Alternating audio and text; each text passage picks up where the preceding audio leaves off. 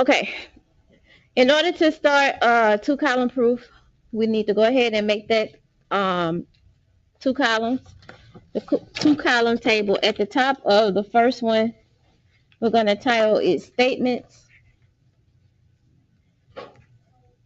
and the top of the second one will be titled givens. Now, traditionally, you write all of the given statements first, but because I want you to see and understand and hear my thinking, we're going to write one given, and then if we can come up with something based on that given, we'll go ahead and come up with the next statement. If we can't come up with something, then we'll go ahead and go to the next given statement. Okay, you'll understand what I'm saying and why I'm saying it as we go through these today. So in this figure, the first thing that we are given is going to be our first statement, and that is that AL is parallel to BM. And wait, this should not say given. What should that say? Reasons. Statement number one is given. So I'm going to come over here to the figure and I'm going to mark that I know that line AL is parallel to line BM. That's my little arrow that says, hey, we're parallel. Now, there's nothing that I can conclude from that statement.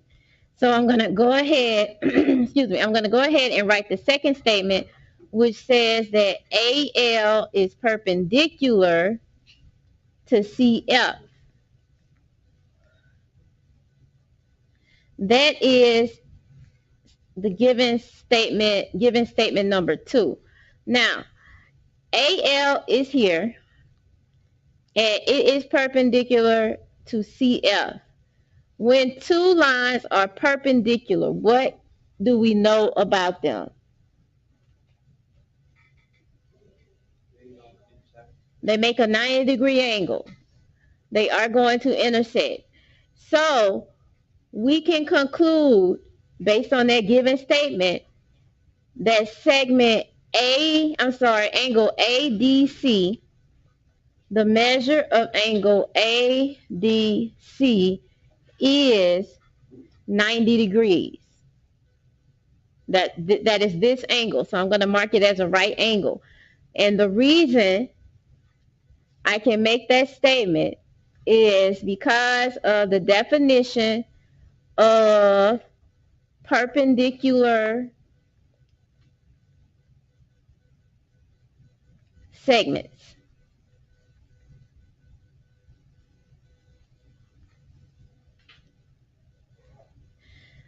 Now I'm going to go to statement number 4. Question.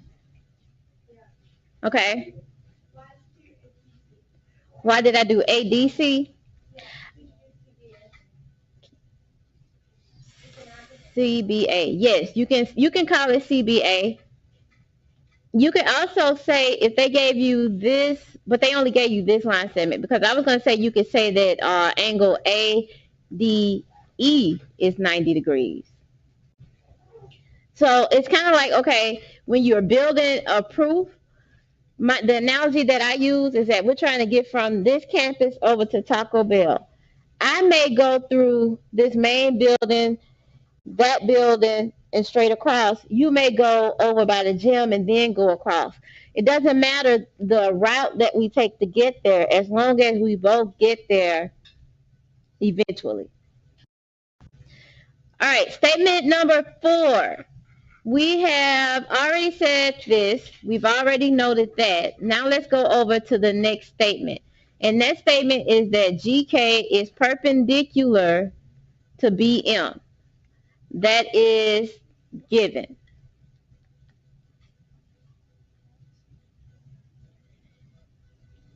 Here's GK.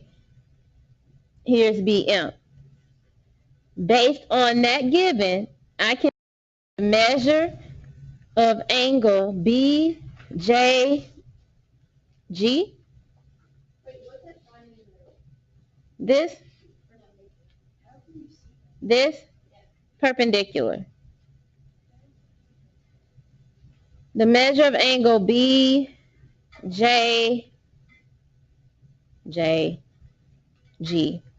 Let me rewrite that.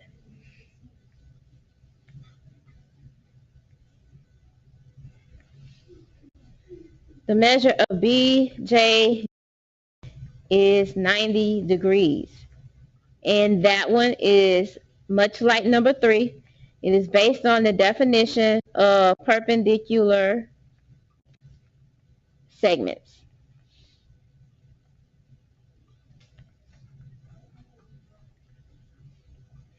So I'm going to mark on my figure that BJG is 90 degrees.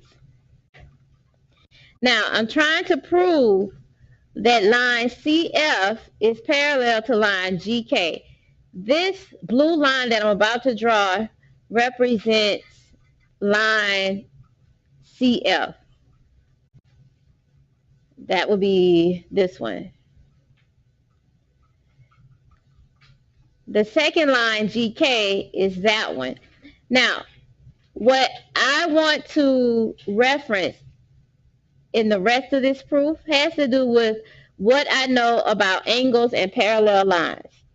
So let's first start with the fact that these two lines are parallel. If these two lines are parallel, then we can conclude that angle A, what is this one? Angle ADC is going to be congruent to angle BEC. So if this one's 90 degrees, then this one is 90 degrees.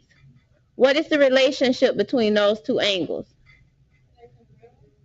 Why are they congruent? Corresponding angles are congruent. That's going to be the reason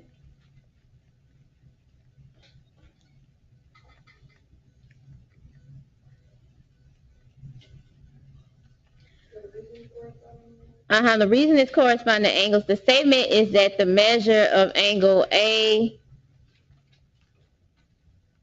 ADC is congruent to the measure of angle BED. Okay?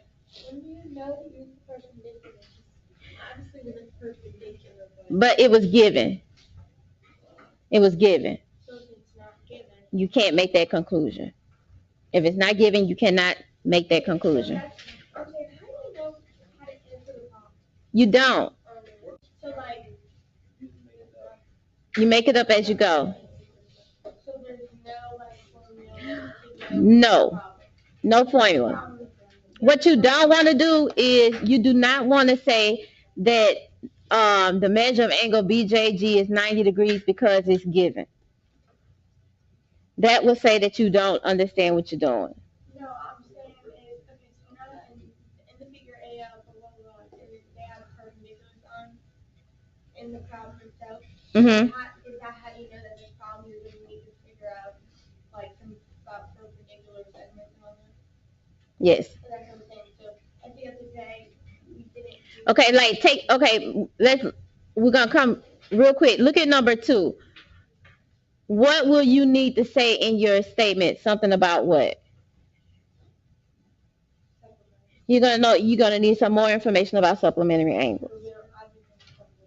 Huh? Yes, we do. Let's get to it. You'll see. No. 180. Let's keep going with number 7. Yep.